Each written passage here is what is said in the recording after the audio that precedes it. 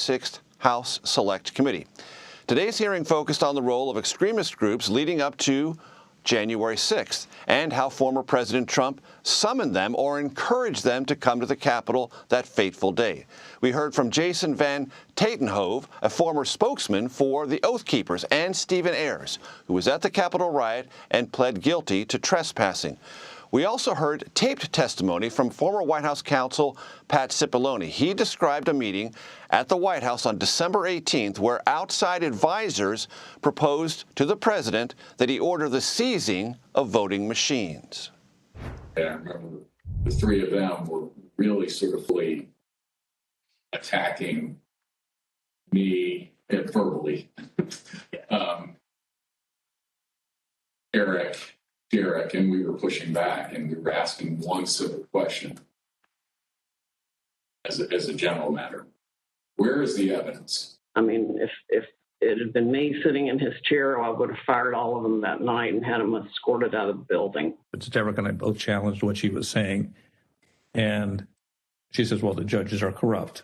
And I was like, everyone? Every single case that you've done in the country you guys lost, every one of them is corrupt, even the ones we appointed? And I'm being nice. I was much more harsh to her. I think we need to quit mincing words and just talk about truths. And what it was going to be was an armed revolution. I mean, people died that day. I was hanging on every word he was saying. Everything he was putting out, I was following it. I mean, if I was doing it, hundreds of thousands or millions of other people are doing it, or maybe even still doing it. It's like he just said about that, you know, you got people still following and doing that. Who knows what the next election could come out, you know, could end up being down the same path we are right now.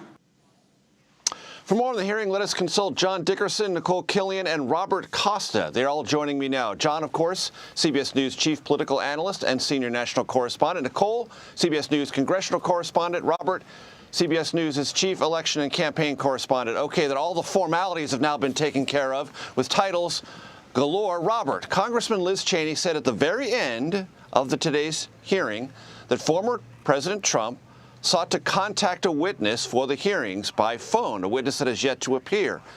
What does that suggest, A, about the mindset of the former president, and are there any potential ramifications? Well, if it was with the intent of tampering with a witness, it would be a very serious offense. It would be obstruction of justice. We need to learn more about the call, the intent of the call, why Trump was calling this particular person whom the committee did not name. But it is evident, Major, based on my own reporting, that former President Trump's allies and the former president from time to time are keeping an eye on these proceedings, in part because they want to know who from the inner circle is talking, to what extent are they talking, and they do recognize that these committee hearings have an impact potentially on his 2024 presidential aspirations as Republican voters digest all of this information and testimony. And to Robert's point, Nicole, former White House counsel Pat Cipollone was part of today's hearing in videotaped testimony. He had met with and talked to the committee before, but hadn't been videotaped until last week. And some of what we're seeing today gave voice to what he was hearing, observing, and telling those advising the president from the outside. Do you think that presence of Cipollone on videotape had an important impact on today's hearing? Well, certainly the committee hopes so. I mean, look, they really wanted the former White House counsel to testify. He sat down with the panel for about 8 hours last week. And, you know, almost every committee member said that he provided a lot of valuable information, critical new information. And so they were ready to roll that out, which they did in earnest today, playing clip after clip from the former White House counsel, simply because he was so integral in terms of advising the former president as these various schemes and scenarios played out, mostly advising him against, going down some of those pathways, but also that he, was around a lot of these critical moments in the run-up to and on January 6th. So from that standpoint, we heard him in videotaped testimony talk about the fact that he did not believe that there was any evidence of fraud, that he was told that, Trump would at some point plan a graceful exit, according to the former White House chief of staff, and that, he really was almost, really taken aback again by the extent to which some of these outside informal advisors wanted to try to convince the former president to, for instance, seize voting machines or appoint a special counsel to look into election fraud. It's just something he simply did not agree with, and he made that clear in his testimony today. Nothing but heavy weather behind you, Nicole. Thank you for keeping your cool through all of that. John, there are many, many important dates in this story that the committee is trying to communicate to the American public. Two of those dates, December 18th, December 19th. December 19th is when, very early in the morning, President Trump tweets about this rally on January 6th. Will be wild. Talk about those two dates and why they played such an important role in today's hearing. Wild is the key word, Major. On the 18th of December, there was a wild, rambling, multi-location meeting in the White House, a kind of scrum between the president's lawyers who had looked at the evidence of fraud and said they didn't see anything, and then the kind of odd lot of outside advisors the president had who seemed to be defined mostly by their tenacious loyalty to him in the face of absolutely no evidence and no legal victories. They fought. The president clearly was on their side.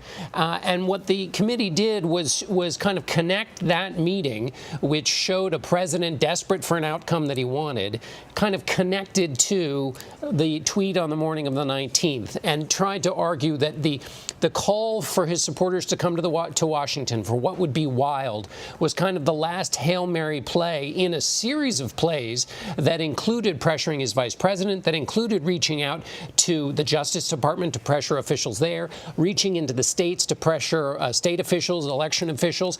And when he had run out of all possible outlets, fake electors and the rest, he launched this last gambit on the morning of the 19th. And then the rest of the hearing was about sort of his authorship of that chaos, how detailed it was, and then where it left off, what he didn't do, but which those hearing him activated themselves on their own to carry out in the riot that we saw. Robert, I want to ask you about some things you've reported on extensively. The first thing I want to say and remind viewers of, elections are conducted at the state and local level. The federal government has no authority over elections unless there is something that is brought to the Justice Department that is actionable. But in this White House, on that meeting date that John just described, December 18th, there was a serious conversation, and the president was presented with options about the federal government using the National Guard or some other military apparatus to actually seize voting machines and possibly rerun elections in disputed counties. Talk to the audience about the implications of that, the seriousness of that even discussion, and where it all went and landed. It's a complicated story, but to boil it down to one phrase, it would be potential abuse of power. That is what this committee is illuminating for the American people as it lays out evidence about this December 18th meeting. And this group of outside lawyers, Rudy Giuliani, but Sidney Powell in particular, along with Patrick Byrne, this former Overstock CEO, Michael Flynn, the former National Security Advisor, were telling then President Trump, you have a path to victory here. Here's how you do it. You get a fig leaf of foreign interference, which is false. There was no foreign interference in this election. But they wanted to make that claim. And then following that claim up, they wanted to use something called Executive Order 13848, which was about using foreign interference as a way to seize voting machines.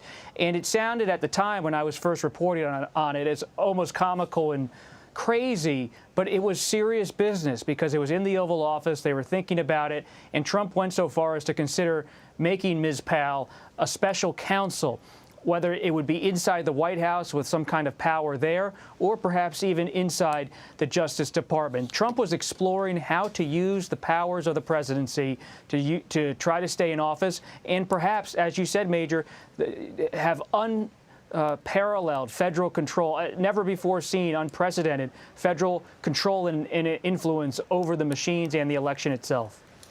So, Nicole, one of the witnesses who appeared before the committee today offered testimony about what he saw, what he heard from the former president. Stephen Ayres is his name. Let's listen to one of the things he told the committee. And when you heard from President Trump that the election was stolen, how did that make you feel? Oh, I was very upset, as were most of his supporters. That's basically what got me to come down here. And do you still believe the election was stolen? Not so much now. I got away from all the social media when January 6th happened.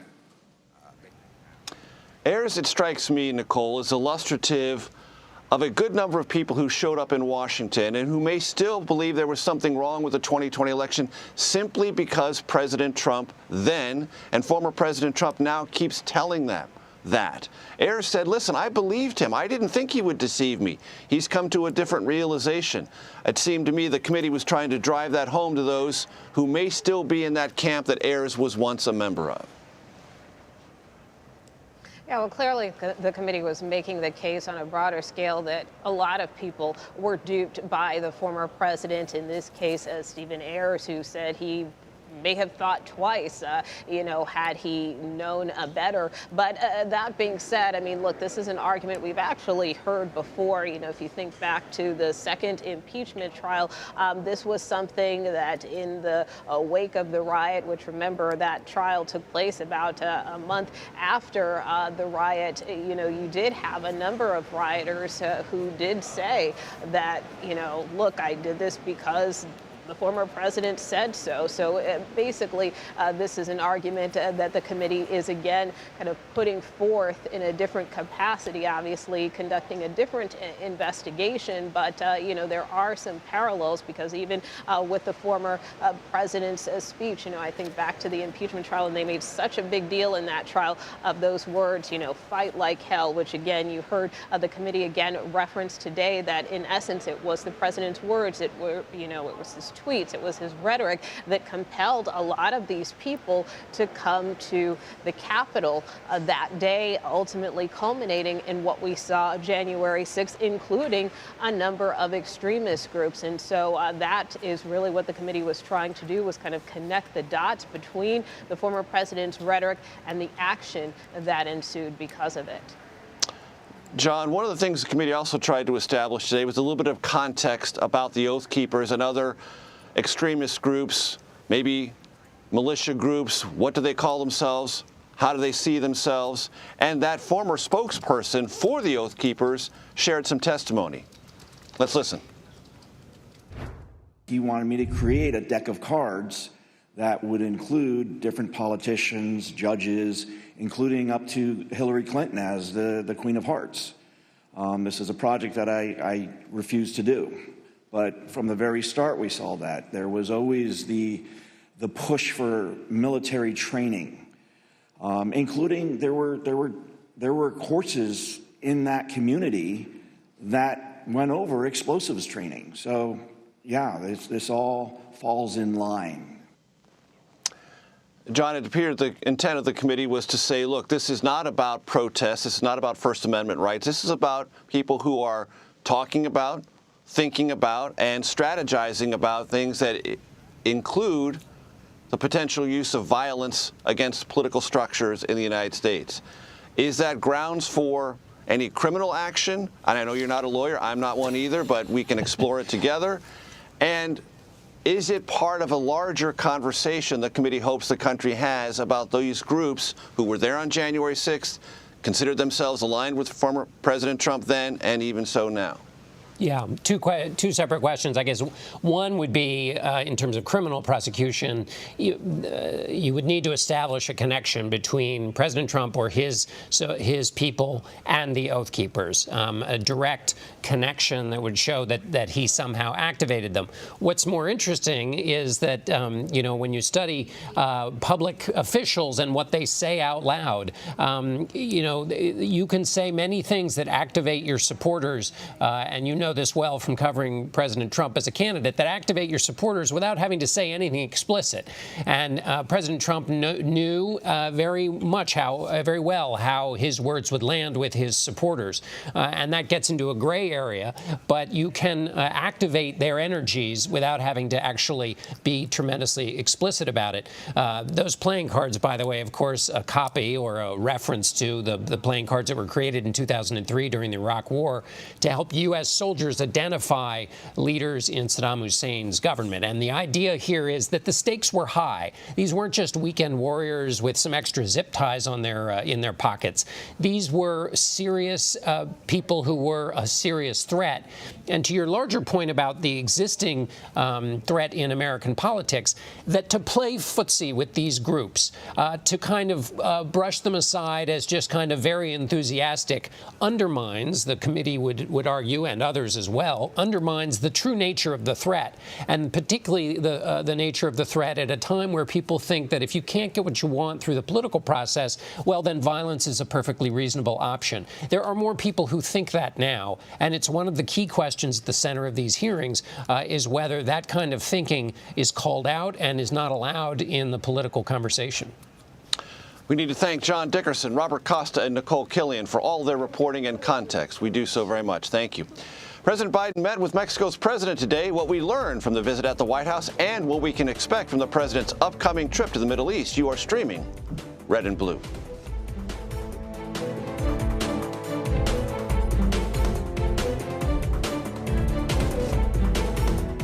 CBS News Sunday Morning with Jane Pauley on CBS.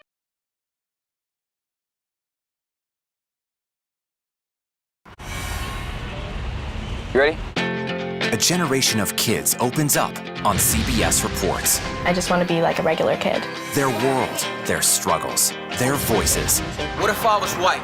A lot of people like to call names and make you feel ashamed for being proud of who you are. Now streaming Gender. I did not realize that you could change your gender. Realizing how you feel. You can be a boy, sometimes you feel like a girl, sometimes you feel like both. Redefining who you are. Identify as trans. Gender fluid. Non-binary and queer. Is the idea of gender a thing of the past? And to be yourself, always, no matter what anyone says, I love you. Are the kids all right? Gender. Now streaming on the free CBS News app. I'm Norah O'Donnell in our nation's capital. We're here at the White House with the President of the United States. Thanks for having me. I appreciate it. You've never done an interview like this before. That's correct. Tonight, a congressional investigation sparked by reporting from CBS News. What's your message to consumers? They need help now. Tell him I feel it. The CBS Evening News with Norah O'Donnell from Washington, D.C. on CBS and streaming on Paramount+. We will witness yet another moment in history. Want to go someplace new? Yeah, you do. See something new. Learn something new. Meet someone new. Nate B in the house. There's always something new under the sun. CBS Mornings, weekdays. When weather is about to get extreme. We're talking about hail, we're talking about tornadoes, damaging winds. Every second counts. Let's now take a look at what that really means to you. That's why CBS News and the Weather Channel have come together to bring you virtual weather technology so advanced, so real. We can show you what it's going to look like when the storms come through. You'll see what will happen, where it will happen, before it does. Feel the forecast on CBS News. Time to get prepared.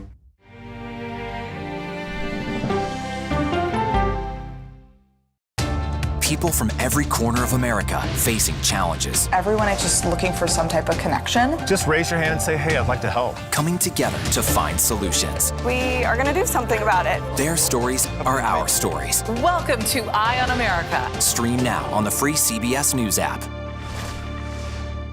CBS News Sunday Morning with Jane Pauley on CBS.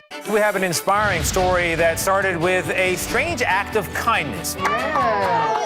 We found it. You're kidding me? We share stories that lift you up and brighten your day. The Uplift. Stream on the free CBS News app. Stories that inform, inspire, and brighten your day. I've been waiting patiently for something like this. Make every day a little more like Sunday morning. Here comes the sun. Stream on the free CBS News app Tuesday mornings. President Biden and Mexican President Andres Manuel Lopez Obrador emphasized the strength of their relationship at a meeting at the White House today, and they addressed problems at the U.S.-Mexico border. Here's what President Biden had to say about the importance of this relationship.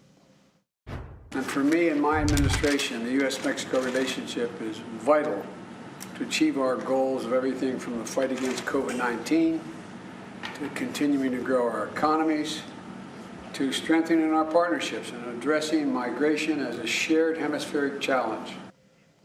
CBS News correspondent Christina Ruffini joins me now from the White House. Christina, as you well know, first time the leaders got together since AMLO, as he's known in Mexico, refused to attend the Summit of the Americas last month in Los Angeles. That was perceived as a bit of a snub. How did they get along, and what emerged from today's session?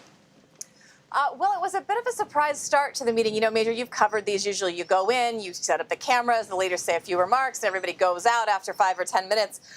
AMLO proceeded to speak and then continued to speak and then continued to speak for almost 40 minutes. And he spoke in Spanish, so it was consecutive translation. So he would talk, and then you would have to wait for it to be translated, and he would talk. I made a not comprehensive list of some of the issues he brought up. He talked about Mexican workers in the U.S. He talked about Mexican oil going to the U.S. He talked about the USMCA, which is a trade agreement that replaced NAFTA. At one point, he talked about FDR. About 20 minutes into it, President Biden kind of politely said, "Oh, look at that young woman there. She's been holding the camera so long, I don't know how she's doing that." And Lopez Obrador acknowledged the remark and then just went right on reading it. You know, anytime a leader gets out a page of remarks, you know he's got something to say. He came here to say it, and he made his point. Our esteemed colleague Camila Montoya Galvez tells us that the White House is set to announce following that meeting a $1.5 billion commitment from the Mexican government that will facilitate commerce and improve security along the U.S. southern border. We've yet to see a readout from the Mexican side. We've yet to see, you know, an announcement of what they think they got, if they got anything out of the U.S. government. But the point of today was to get both these leaders in the room after this dust up over the Summit of the Americas, show both their home, populations that we're allies, our economies are intertwined, our people are intertwined, and their leaders are working together towards those shared goals. Now, whether or not they actually made that much progress on it, we'll have to see in the days and weeks to come. But a bit of a diplomatic filibuster, if you will. So on another topic, President Biden is heading to the Middle East tonight. He stops first in Israel. What are some of the goals of this trip? He is. Pretty much every American president stops in Israel. This is his first trip to the Middle East since taking office, and he's going to show leaders there America's unwavering support, according to White House sources, regardless of party, regardless of administration. They're going to reinforce that commitment. However, after that, he's going to Saudi Arabia, which, as you may remember, candidate Biden called the leadership there advocated treating them as a pariah state after the Crown Prince Mohammed bin Salman was implicated in the murder and dismembering of journalist Jamal Khashoggi. However, times have changed. The U.S. needs things from Saudi Arabia. It needs energy. It needs security. And now Biden is going to meet with MBS. I asked Sullivan if this meeting is kind of a tacit acknowledgement that when it comes right down to it in a crisis, do these strategic interests outweigh human rights? And Sullivan said, look, human rights are a strategic interest of the U.S., and the United States can pursue more of these goals at one time. It can do more than one thing at once. And so the president will have to multitask while he's overseas. Indeed. Coming to us from the White House, Christina Ruffini. Thanks so much. Thanks, Major. The Biden administration is ordering hospitals to provide abortion services to mothers if their lives are at risk. Officials announced the new guidance Monday. The action is part of an executive order signed by President Biden in response to the Supreme Court's overturning of Roe v. Wade. The Biden administration says federal law on emergency treatment guidelines preempts state laws in jurisdictions currently banning the procedure without any exceptions. A Biden run for re-election in 2024 does not seem to have some Democratic voters very excited. Younger Democrats give Biden especially low marks. Is there anything the president can do to reinvigorate his base? Plus, what one of the January 6th defendants said motivated him to be at the Capitol on that day. You are streaming CBS News. Particularly after the Attorney General had reached the conclusion that there wasn't sufficient election fraud to change the outcome of the election, when other people kept suggesting that there was, the answer is, what is it? And at some point, you have to put up or shut up. CBS News Sunday Morning with Jane Pauley on CBS.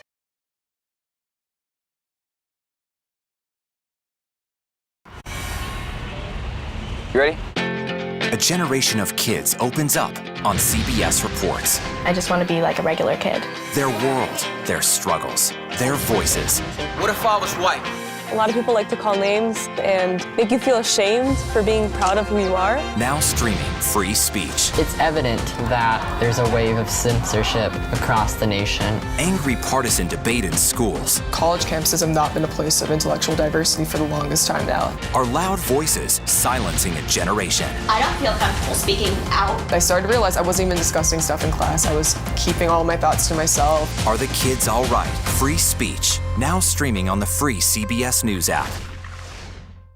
When weather is about to get extreme. We're talking about hail, we're talking about tornadoes, damaging winds. Every second counts. Let's now take a look at what that really means to you. That's why CBS News and the Weather Channel have come together to bring you virtual weather technology so advanced, so real. We can show you what it's going to look like when the storms come through. You'll see what will happen, where it will happen, before it does. Feel the forecast on CBS News. Time to get prepared. Go to the ends of the earth Right now. We got something crazy.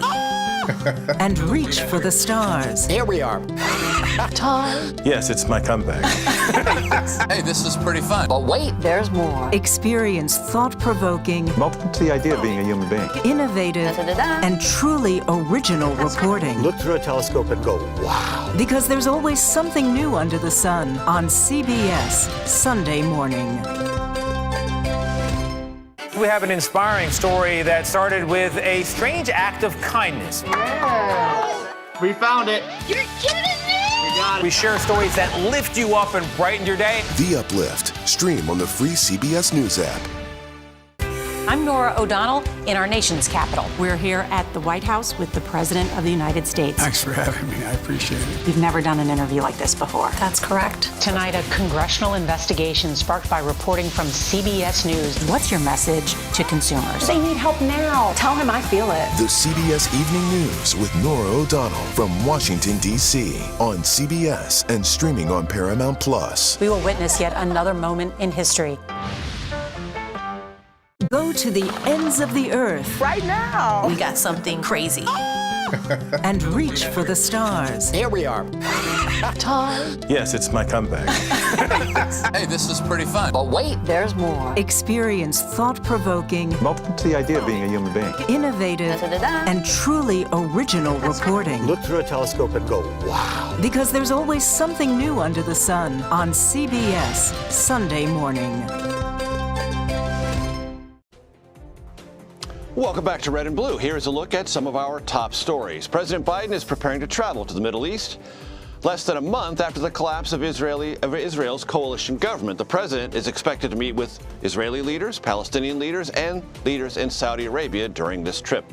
Plus, if you've noticed, U.S. gas prices are down to a national average of $4.66 per gallon for a regular. That's according to AAA. White House officials say, and they certainly hope, that prices will continue to fall as much as another 50 cents later this summer. And the House committee investigating the January 6th attack on the Capitol held its 7th public hearing Tuesday. The panel focused on links between far-right extremists and former President Donald Trump. Scott MacFarlane has more. Hey, Major, in today's hearing, we actually heard from one of the acknowledged members of the mob January 6th, a man from Ohio who entered the Capitol not far from those U.S. Senate doors. Let's take a deeper look into his case because it reveals something about the prosecutions here. His name is Stephen Ayres. He's from Warren, Ohio. For lack of a better phrase, he's kind of a garden variety January 6th defendant, one of dozens, if not hundreds, not accused of damaging anything or injuring anyone.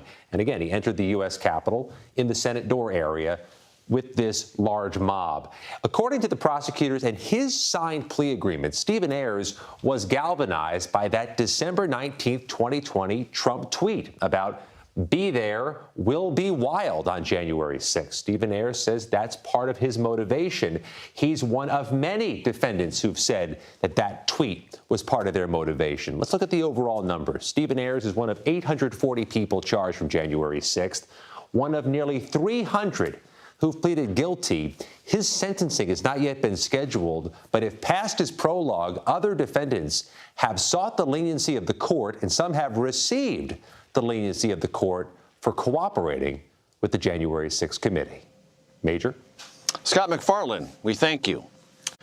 Democratic voters might be starting to look beyond President Biden for 2024. While the president's approval rating among Democrats is, according to Gallup, at 85%, there's a new New York Times and Siena College poll, and it shows more than half of Democratic voters would prefer a different candidate to run in 2024. For more on this, let us bring in Joel Payne and Jonathan Cott. Joel is a CBS News political contributor and, as you well know, a Democratic strategist. Jonathan, former communications director for West Virginia, Senator Joe Manchin, and also a Democratic strategist. So, Joel, let's start with you. New York Times Siena College poll, it's one poll, I grant you, but it found that 64% of Democratic voters said they do not want President Biden to run again in 2024. First of all, do you believe that? And second, is there anything Biden can do to reverse that? I believe that 64% of people said that in a poll. I think there are a lot of reasons why they might have that. They don't all necessarily mean they aren't going to support Joe Biden if he's the Democratic nominee in 2024. I think if you could really look at it as a right direction, wrong direction for the country. This is a country that's going through a tough time right now. People are unhappy. And I've said for a long time, more than Democrat, Republican, liberal, conservative, the dirtiest word in politics is incumbent. And this is Joe Biden's mess now, as he's been the president for 18 months.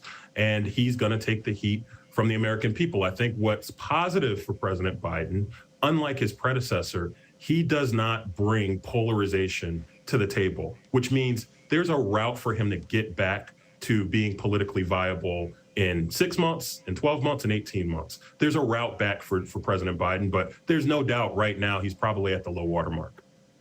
Jonathan, that same poll, and again, it's just one poll, survey sample size below 1,000, so you can take that for what it's worth, but 94% of voters between the age of 18 and 19, 29 rather, so 18 and 29, who participated in this survey said they don't want President Biden to run again. 94%. What does that tell you? I think it tells you that, like Joel said, this is a snapshot poll taken right now. And I imagine a lot of these voters are younger, more liberal voters. And they were promised things not by Joe Biden, but by other people that would happen immediately if Democrats took control of the House, the Senate, and the presidency. It's actually harder to govern than it is to campaign. And I think a lot of these voters are realizing that right now. I do think they can be upset. But at the end of the day, Joe Biden is going to run for re-election. Joe Biden's going to win. And I do believe these voters are going to come back and support him. I think what they should be doing is listening to Barack Obama, who says Democrats need to tell their story. There have been a lot of successes. Joe Biden has had some hard things to deal with, but the Democrats have had successes. They need to do a better job of getting out there and telling those younger voters where they're getting their news from, what these successes are. And I think if he does that, he's got plenty of time to rebound for 2024. Joel, as you well know, President Biden often says, don't judge me against the almighty, judge me against the alternative. And for the purposes of this conversation and the poll that we continue to talk about, the alternative is former President Trump. And despite all this terrible news in the poll for President Biden, he still beats former President Trump. What do you make of that? Well, this is a little bit of what John and I are talking about here. The president's quote that he likes to use is euphemism there. He knows that he can always go to the American people, but more importantly to his political coalition on the Democratic side and say, I'm the guy that beat Donald Trump. And that is worth its weight in gold. And President Biden it has that trump card, no pun intended, that he can always play in any scenario with the voters of his coalition. I think that the best thing that could happen for Joe Biden is for Donald Trump to be elevated as the Republican alternative. And I think my Republican friends know that. And that's why I think you're seeing polling on the other side of the aisle that says that a lot of Republicans don't want Donald Trump anywhere near that nomination. While he is clearly an influencer on the Republican side, he is not their best chance for winning. If you actually look at it, Donald Trump is the biggest loser in the Republican Party in a long time. And I mean that small L, loser. He lost the popular vote in 2016. He lost them control of Congress in 2018, and he lost the presidency in 2020 again. So I actually think that Joe Biden's best friend right now would be Donald Trump elevating himself as the Republican alternative right now. Jonathan, you spoke forcefully a moment ago about Democrats needing to tell their story better. You know, because of your experience working with Senator Manchin, that there's just a few legislative days left in this midterm calendar year. Is there anything legislatively you think Democrats need to do, in addition to what they've already done, to turn around what appears to be kind of waning support for the president and his agenda among Democrats?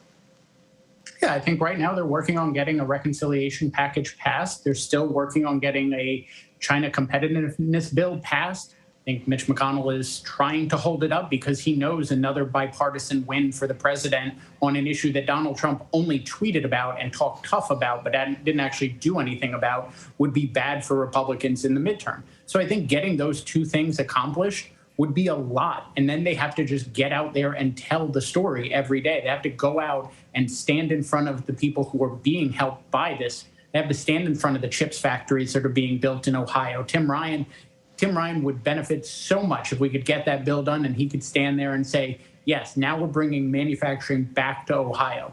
That would help Democratic voters, but it would also help Democratic incumbents and challengers up in 2022.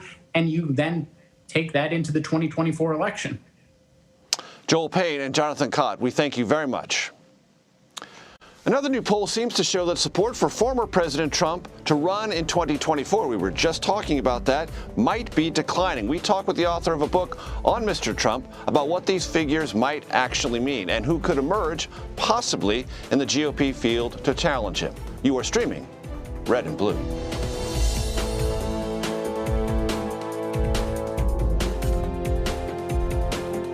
CBS News Sunday Morning with Jane Pauley on CBS.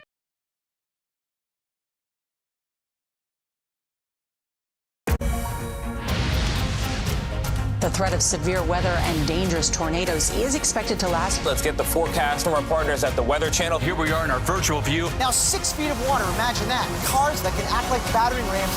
These hyper-realistic simulations show you what the weather will look and feel like before it happens. This is our virtual view, what it actually looks like. Those are some of the best graphics I've seen. Spare no expense, Gail. We experience the weather in a whole new way. I'm Nora O'Donnell in our nation's capital. We're here at the White House with the President of the United States. Thanks for having me. I appreciate it. You've never done an interview like this before. That's correct. Tonight, a congressional investigation sparked by reporting from CBS News. What's your message to consumers? They need help now. Tell him I feel it. The CBS Evening News with Nora O'Donnell from Washington, D.C. on CBS and streaming on Paramount+. We will witness yet another moment in history. A judge has ordered South Carolina Republican Senator Lindsey Graham to testify in front of a special grand jury looking into former President Trump's attempts to alter the results of the 2020 election in Georgia. The Fulton County judge is mandating testimony from Graham on August 2nd. Last week, Graham's legal team said he would not comply with a subpoena from Georgia. Rudy Giuliani and other members of former President Trump's legal team were also subpoenaed to testify. A new poll shows that nearly half of future Republican primary voters support presidential candidates not named Donald Trump. The poll was conducted by the New York Times and Siena College, and it found that 49% of the voters surveyed would support former President Trump for a third nomination. The greatest threat to that third potential nomination appears to be Florida Governor Ron DeSantis, the only contender in the survey to receive double-digit support from Republicans. Now, joining me now, David Drucker, senior political correspondent for the Washington Examiner. David is also the author of a very good 2021 book entitled In Trump's Shadow: The Battle for 2024 and the Future of the GOP. David, it's great to see you. I know it's just one poll, but it's consistent with other polling data that we've seen. Does this suggest to you that the Republican electorate likely to be there in 2024 has developed something of a fatigue factor with the former president and is looking for alternatives? You know, Major, as I've traveled around the country and talked to Republican voters while covering the midterm elections for 2022, I have detected some soft spots for President Trump in his armor there, or at least some soft spots in between the armor plates, as I like to say. I think the question is whether or not the Republicans that are planning to run for president, whether or not Trump runs, can exploit those weak points. One of the things I think we should understand is that Republican voters, whatever they think about Trump, really liked his policy agenda and are really grateful, in a sense, for all that they believe he accomplished, that they believe so many presidents before him promised to accomplish, but simply did not.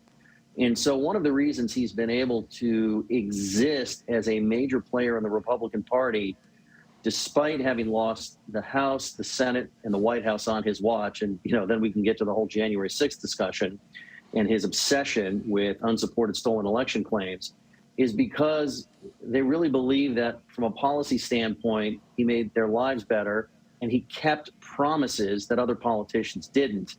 Having said all that, there is a desire developing for a fresh face and a fresh leader, somebody who continues the Trump legacy from a policy standpoint, even from the standpoint of fighting people like you and me in the media, fighting the Democrats, et cetera, but that offers somebody a little bit more finesse, maybe, that offers them a little bit more finesse and a little bit less baggage. Right. And this is a two-tiered process because the poll found, not surprisingly, I think to you or to me, that only 16% of Republican voters surveyed would abandon Trump if he was the 2024 nominee. And I think you have this conversation. I have it with Republicans all the time. I'm maybe looking for an alternative, but if he's the party nominee, knowing that it's either going to be President Biden running in 2024 or someone like that, I will choose Trump and do that happily. Yeah, politics these days is so tribal. It's really shirts and skins games for a lot of voters. Well, my nominee may have all sorts of problems, but no matter what, anything's better than the other guys. And there are not a lot of voters who will look at misbehavior and misdeeds and decide that you're disqualifying. Now, they're in a general election way of looking things, right? If we look at Trump as a general election nominee versus either Joe Biden or whoever the Democrats nominate in 2024, those 16% or 9% or 5% or 12% could be the difference between winning and losing in a general election. But because Trump has enjoyed a real high floor among the Republican base, and because politics is not like it was 30, 40 years ago, because it's so much of us versus them, and I see this on the left as well as the right, it's just not as simple as saying, well, if he's nominated, he loses. He very well could win. And I think it's important for us to understand from both the standpoint of, is Trump losing steam in the Republican Party, or could Trump do it again in the Republican Party? It depends on how you look at polling. What are the conditions at the time? Who are the choices presented to voters? How does a campaign unfold? I've said this quite a bit in discussing In Trump's Shadow.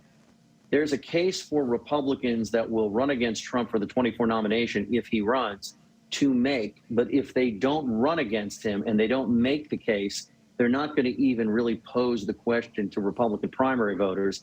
Voters are not simply going to decide on their own, enough with Trump, I think I'll go with the other guy. I think a Republican is going to have to take it from him.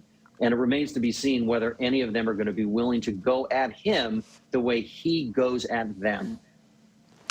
So that tees up our next question, David. The poll indicates, as others have, that for the moment, Florida Governor Ron DeSantis, who is preparing his own re-election campaign and greeting and having conversations with lots of other Republican governors and sort of trying to build a larger political apparatus around him, may be the person who could take on former President Trump if he so decides. Size that up for our audience, if you'd be so kind.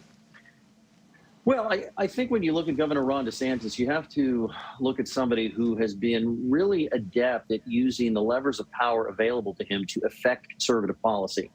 And so he could make a case in running against Trump that while Trump did a lot of good, there was a lot more good he could have done if he wasn't so caught up in talking about what he thinks and was more focused on doing what he thinks. And Governor DeSantis can contrast his pandemic policy during the coronavirus crisis with that of President Trump's, and it would probably, in the minds of many Republican primary voters, compare favorably. And he could compare other aspects of his record, how he's handled public education in Florida, how he has handled sort of hot button issues like going after the large technology companies with social media platforms. In some of these cases, what DeSantis has accomplished may not necessarily help him in a general election, and it may be controversial, but it's a lot of what Republicans want to see from their leaders. And what he could say is that he's been able to work within the system rather than constantly beating the system up, such that voters in Florida feel really good about their government and really good about their leadership. And I think that there is a chance that there are a lot of establishment Republicans who don't necessarily like DeSantis all that much, but will say to themselves, this is the kind of Republican that the base wants. And if I don't want Trump to be the nominee in 2024, I can't just get behind the candidate that I like. I have to help a candidate that they like, because that will help us move Trump to the side, giving them somebody that they feel is a great alternative, if not a better alternative. So I wouldn't be surprised to see a cadre of Republican donors who you would expect to support other Republicans that are thinking of running actually say to themselves, DeSantis is my guy. It's just a matter of pure politics. Now, having said all that, how many times, Major, have you and I seen a early front runner, a really early front runner, just fall apart because there's a sense of timing? And the one thing DeSantis has not had to do yet is really run the Republican gauntlet in a primary where he doesn't just get to beat up on Democrats in the media. He's got to fight other Republicans in a multi-state campaign. That's just a whole different ball of wax. And it's not clear that any of them can do it until they do it, but it's certainly not clear that he can do it. The Washington Examiner's David Drucker, thank you so much for your time. Thanks, Major. A good number of U.S. election workers are resigning their posts after facing threats and harassment. The number of incidents targeting local election officials and workers has grown significantly since former President Donald Trump and some of his allies falsely claimed the 2020 presidential election was stolen. A federal investigation into that harassment has led to charges against 3 men. This despite thousands of allegations of intimidation across the country. Joining me now is Leslie Hoffman. Leslie is Arizona's Yavapai County recorder, and she is stepping down from that role in part because of this continuous harassment. Leslie, you've served Yavapai County as its top election official for more than a decade. Tell my audience what led to your decision to step down. Well, there were several things. It started right after the November election, 2020, when I got a call from 2 friends who were wanting to make sure I had protection at my house because of what was being said on social media.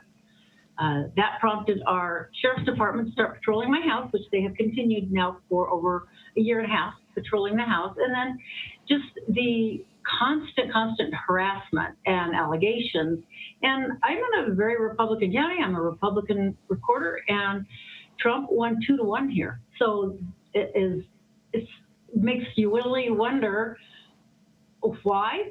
We sure do, but just that on and on. We're trying to do the 2022 midterm elections, and the constant harassment, the emails, the threatening. Even with my resignation, I have been. You're going to be exposed soon, and you're just escaping the gallows or escaping the handcuffs.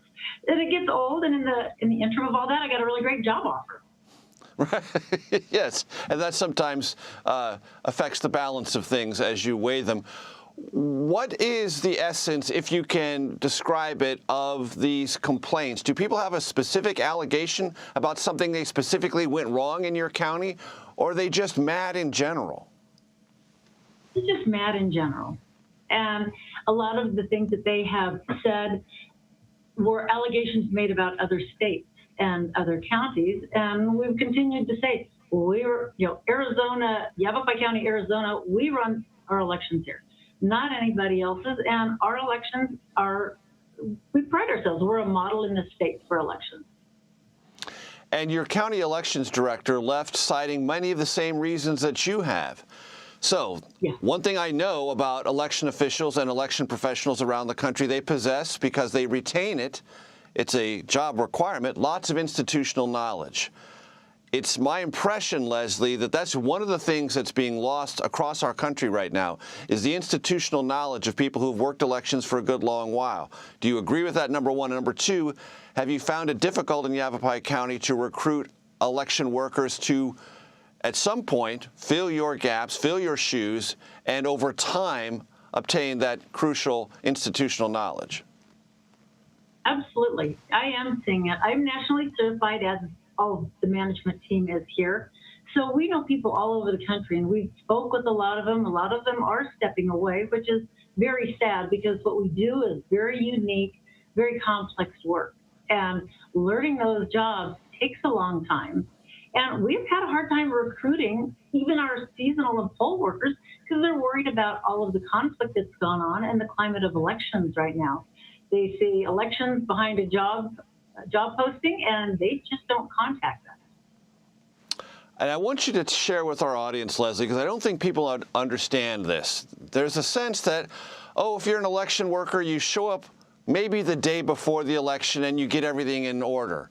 That's not how it works. It is a constant process that you are getting ready for, preparing, whether it's a primary or a general election. There's a laborious effort afterwards to count, check, certify. Just walk my audience through this year-long, continuous effort to do this work. In Arizona, we have 4 consolidated election dates. So we have March, May, August, and November. So we always have an election going on. And when you have midterms and presidential elections, we're starting those a year, sometimes 2 years in advance, because we have to set up our vote centers. We have to get all those contract signs. You have to start hiring poll workers well in advance. That's when we get in the odd number of years, even though we don't have as many elections, that's when we're getting our continuing education. And we're putting in place new programs, sending out our RFPs. But one of our favorite questions is, what do you do when you're not having an election? Because our answer is, we're never not having an election. And I know that's how it is in many, many states around the country. Real quick, Leslie, is the federal government, meaning the Justice Department, doing enough to prosecute these cases of threats and harassment? Are you satisfied with what you're seeing? What I seem to be facing here is they just know how to walk the line. It's very, you should be nervous. We're watching you. You're just as corrupt as the government you work for. You better watch your back or lawyer up. It's not direct threats saying we're coming to your house and doing any damage. And most of our stuff comes through emails, which is done with proton mail, so it can't be tracked. And I'm sure a lot of our other officials around the country have had even more direct threats to them individually, people showing up at their homes. And I know that the DOJ is doing what they can, but a lot of these people know just how to walk that line to not fall under prosecution. Right. It may not be criminal, but it is disturbing, harassing, nevertheless. Leslie Hoffman, thank you for your service. Thank you for your time. Thank you very much. We are going to take a quick break, and that means you have a couple of minutes to download the free CBS News app on all your devices. There you can catch live local coverage from across the country from all of our CBS stations. And while you are at it, check out Paramount Plus. We have got a mountain, yes, a mountain of content for you to stream there as well. That includes your favorite shows, movies, and sports.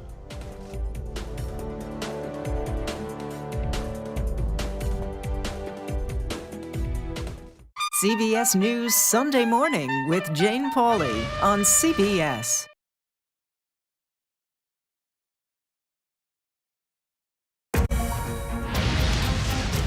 The threat of severe weather and dangerous tornadoes is expected to last. Let's get the forecast from our partners at the Weather Channel. Here we are in our virtual view. Now 6 feet of water, imagine that. Cars that can act like battering rams. These hyper-realistic simulations show you what the weather will look and feel like before it happens. This is our virtual view, what it actually looks like. Those are some of the best graphics I've seen. Spare no expense, Gail. We experience the weather in a whole new way.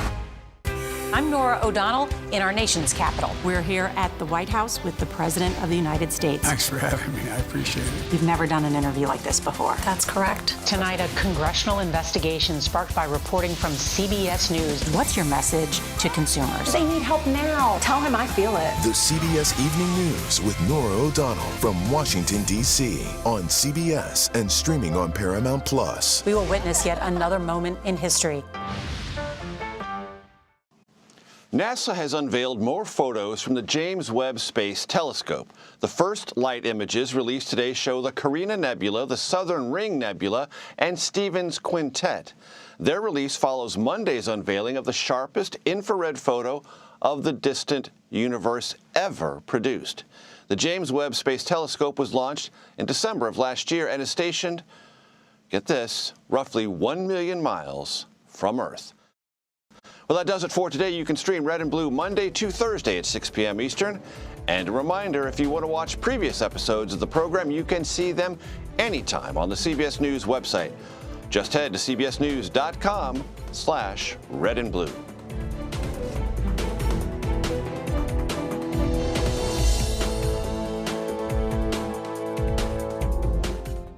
CBS News Sunday Morning with Jane Pauley on CBS.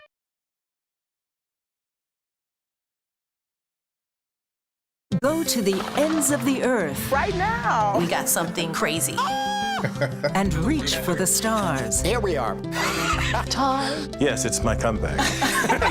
Hey, this is pretty fun. But wait, there's more. Experience thought-provoking, Welcome to the idea of being a human being. innovative, and truly original reporting. Look through a telescope and go, wow. Because there's always something new under the sun on CBS Sunday Morning. You ready? A generation of kids opens up on CBS Reports. I just want to be like a regular kid. Their world, their struggles, their voices. What if I was white? A lot of people like to call names and make you feel ashamed for being proud of who you are. Now streaming racism.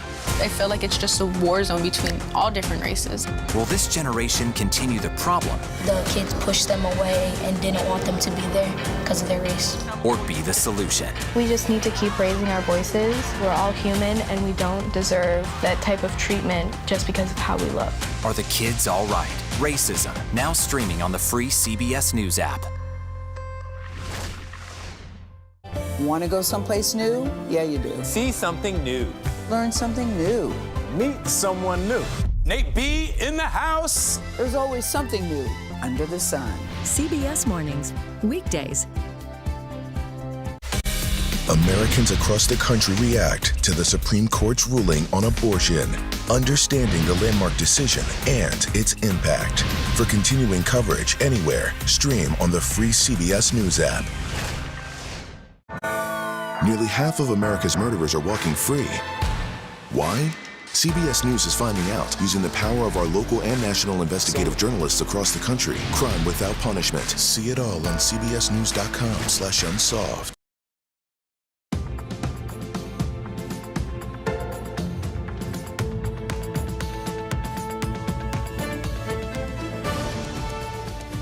Welcome. You're streaming CBS News. I'm John Dickerson. Thank you for joining us. Here's a look at the top stories we're following for the hour. We're learning new details about a heated 6-hour meeting at the White House in which the president's lawyers tussled with outside advisors, pushing evidence-free election fraud claims. The January 6th committee also detailed connections between militant groups and members of former President Trump's inner circle. The biggest takeaways from the panel's 7th public hearing. 2 highly contagious subvariants of COVID-19 drive a wave of new infections and hospitalizations. What health experts are saying about expanding booster shots to meet the new challenge. Surveillance video shows how a deadly shooting unfolded inside Robb Elementary School in Uvalde, Texas. What the footage is revealing about the police response to the rampage.